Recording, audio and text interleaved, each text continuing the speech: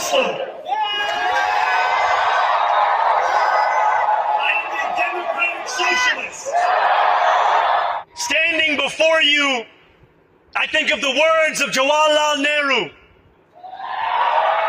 A moment comes but rarely in history when we step out from the old to the new, when an age ends and when the soul of a nation long suppressed finds utterance.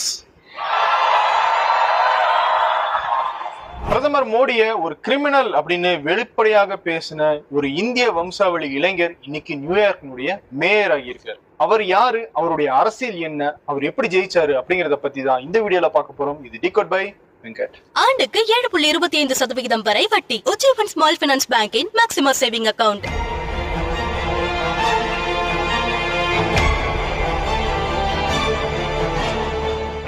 ஜோரான் Kwame Mamdani, இவர்தான் New York